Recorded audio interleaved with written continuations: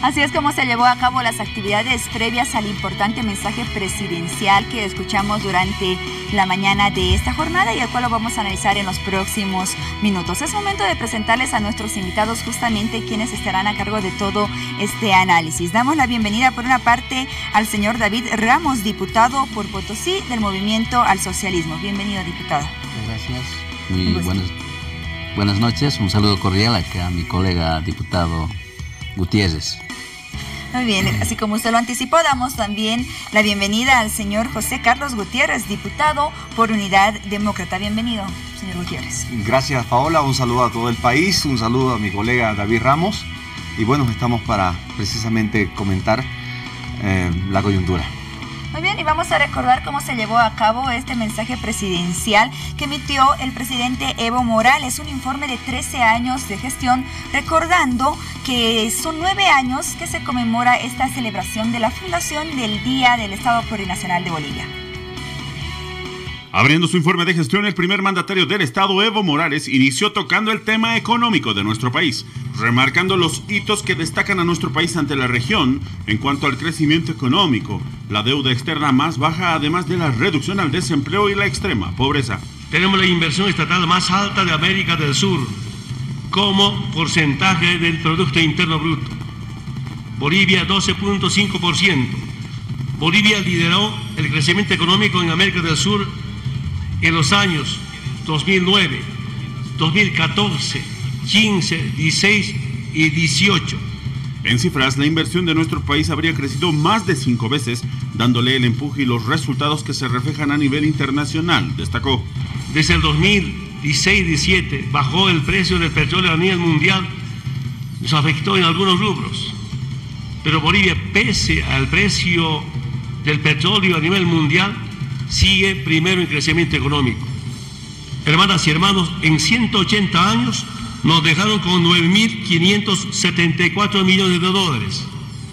En 13 años, 31.311 millones de dólares del Producto Interno Bruto.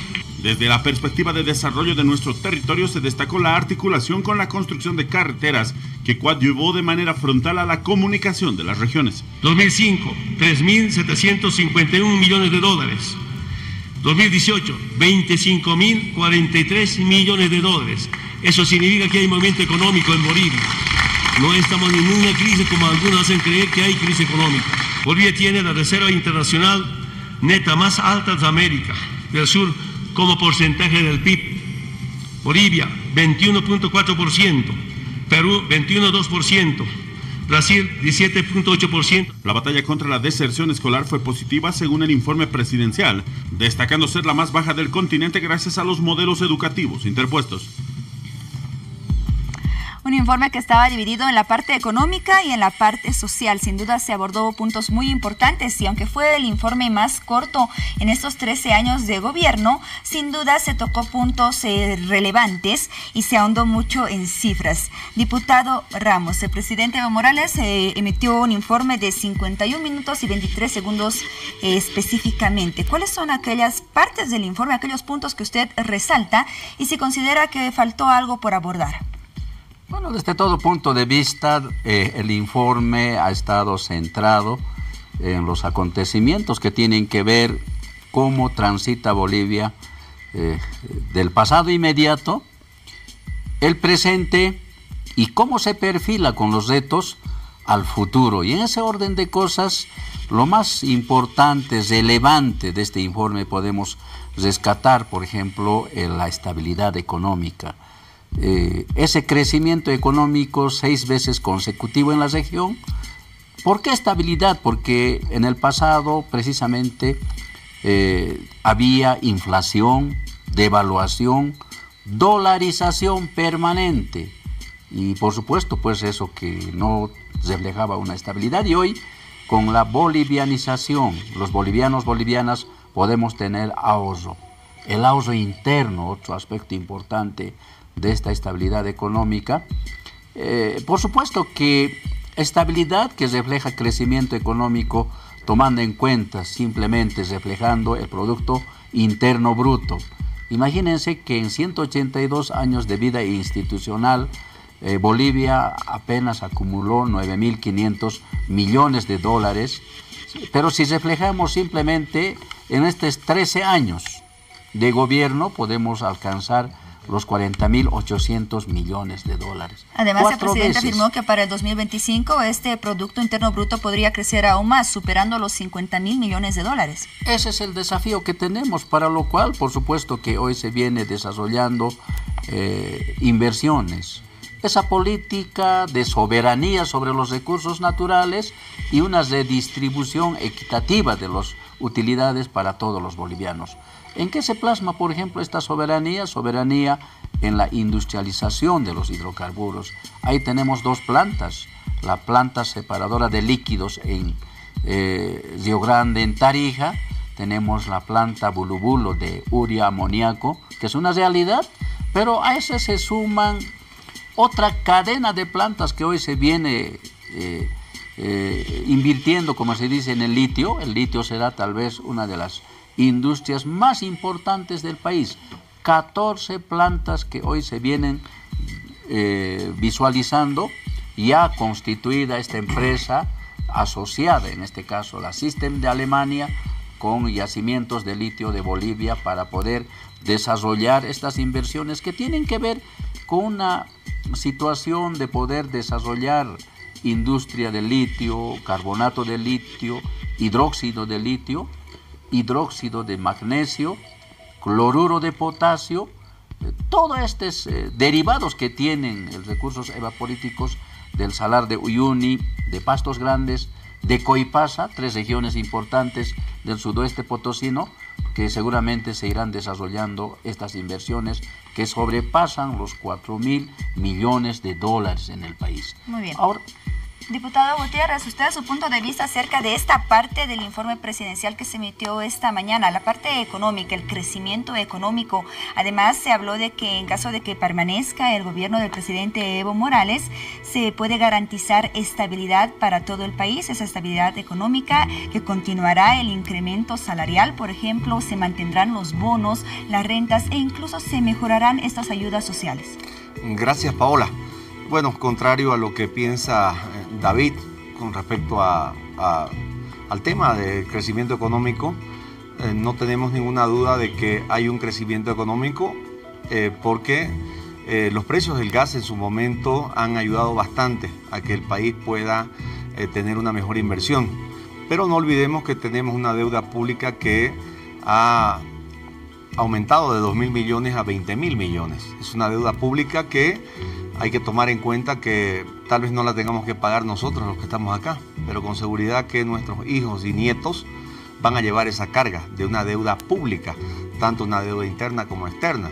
Estamos prácticamente embargados en muchos aspectos económicos con créditos que hemos adquirido con China, 7.000 millones, y con otros países más.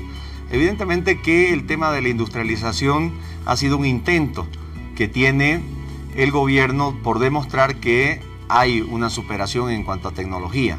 Sin embargo, la capacidad que tiene la planta de gas que se ha hecho en Yacuiba apenas está funcionando con el 25% porque no hay más gas. Porque estamos vendiendo a Brasil y todavía hemos incumplido en algunos casos la venta de gas a la Argentina. Por otro lado, la planta de Bulubulo, siempre dijimos que era incorrecta la posición en la que se instaló la planta. La planta no está generando todavía lo necesario, está en déficit y obviamente que no somos competitivos en cuanto a los precios que acceden otros países por el tema de la urea. La industrialización ha sido una idea que nos han planteado, pero que ha fracasado en muchos casos. Nosotros hemos hecho interpelaciones al ministro Rojas, por ejemplo, con empresas públicas como San Buenaventura, que obviamente es una inversión gigantesca, pero el retorno es cero. La empresa Quipus y cuántas otras empresas más que no han tenido el rendimiento. Ahí está la quiebra de la empresa constructora del Ejército, una quiebra ahí con casi 60 millones que prácticamente generó corrupción. Si algo caracteriza en estos 13 años el gobierno de don Evo Morales, primero es obviamente la corrupción. Durante 13 años hemos visto cuantiosos casos de corrupción muy graves y obviamente nos han mentido, nos han dicho una cosa, pero en realidad hemos descubierto otras. El tema CAMSE, está en varios temas de corrupción como el Fondo Indígena, que de verdad fue una arremetida en contra de los indígenas mismos, porque ahí entró la CESUCB y otros organismos u otros órganos, movimientos sociales que responden al movimiento al socialismo. El presidente Evo Morales en determinado momento también se refirió a ese tema, advirtió que la corrupción, el contrabando siguen siendo problemáticas que afectan al Estado. Lo escuchamos y en todo caso no creemos tampoco en que sea cierto, porque parece que hay una lógica de saqueo en el país de parte de muchos masistas. No hablo por todos, pero con seguridad que se plasma cuando salen a la luz pública y obviamente tienen que pagar sus penas. Por otro lado, cuando hablamos de minería e industrialización, estamos hablando de que también hay mucha corrupción también en ese sentido. El tema minero es un tema muy oscuro. Yo tengo varias peticiones de informe escrito que no han podido darme solución hace mucho más de 6 meses y estoy esperando respuesta en ese sentido, porque hemos visto que la gente se apropia de concesiones, no permite la fiscalización y obviamente no sabemos qué es lo que sale y qué no sale. Sale mucho oro de este país, sin embargo, de repente lo sacan de otra forma. Por otro lado, y terminando un poco este bloque, nosotros creemos que en estos 13 años se ha recentralizado el Estado. Cuando hablamos de industrialización, por ejemplo, David es consciente de que se aprobó una ley. Y una ley que le saca el 12% de IDH para invertir a futuro, para que los municipios sean socios de una inversión que obviamente no hemos visto hasta ahora. Hay un pozo que puede ser el más profundo de Latinoamérica y del mundo, si usted quiere, pero sin embargo es una inversión obviamente como el de Yiquimuni, por ejemplo, donde se gastaron casi 60 millones y solamente salió barro. Nosotros dudamos de esa situación y obviamente que tendríamos que esperar todavía algo de tiempo, pero estoy seguro de que hay mucha demagogia en el discurso que ha hecho el presidente y hay otros aspectos más todavía que observar. Muy bien, diputado Ramos, ¿cuál es su respuesta al análisis que hace el diputado Gutiérrez? Él habla, por ejemplo, del crecimiento económico, que efectivamente existe un crecimiento económico en nuestro país, nos encontramos estables, pero sería a costas de una deuda externa que vaya incrementando con el paso del tiempo. ¿Qué pasa con el sector de hidrocarburos, por ejemplo, las reservas de gas de las cuales habló el presidente Evo Morales y nos mencionó en su informe de esta mañana, el informe presidencial, de que existen novedades respecto a las reservas de gas y los megacampos? Una de las grandes cosas que hay que resaltar, Bolivia en estos 13 años sale de la pobreza, de la miseria, de la dependencia. En el pasado, imagínense, por eso hacía esa comparación del pasado, presente y futuro. En el pasado el país estaba sumido en una pobreza total, extrema pobreza. No teníamos nuestra economía, nuestro aparato productivo estaba siendo transferida, privatizada, capitalizada a todos los organismos transnacionales en el país. Bolivia no tenía plata. Esa es la gran diferencia que se tiene y por eso nosotros queremos señalar desde que lo que tenemos hasta ahora, ¿por qué hacía esa comparación, por ejemplo, del Producto Interno Bruto? Imagínense, un solo ejemplo podemos señalar en tema carreteras. En tema carreteras, en toda nuestra historia contemporánea de 182 años se construyeron 1000 kilómetros de carreteras. Pero en este gobierno, en estos 13 años, se han construido 6000 kilómetros de carreteras. Ese es el ejemplo que podemos poner como prueba que se ha hecho en tema de salud, educación, infraestructura, transportes y otros. Ahora bien, Bolivia apuesta a una renovación de energía más ambiental, honestamente. Ahí estamos apostando al tema etanol, por ejemplo. Etanol que en definitiva vamos a tener, en este caso, combustible, biocombustible. Entonces eso permite, en otras palabras, también al margen de cuidar el medio ambiente, por supuesto, tiene efecto. Con simplemente aplicar este aspecto del etanol, tiene un efecto casi el 1% en crecimiento, porque va a dinamizar el aspecto agropecuario, la producción de la caña, la producción del alcohol y por supuesto esos efectos derivados en creación de fuentes de empleos directos, indirectos, en este caso en la agropecuaria, van a tener efectos en aspectos que tienen que ver en estas energías renovables, que por supuesto a ese sí sumamos la geotermia, sumamos la energía eólica, las hidroeléctricas que están siendo en cadena en todo el territorio nacional.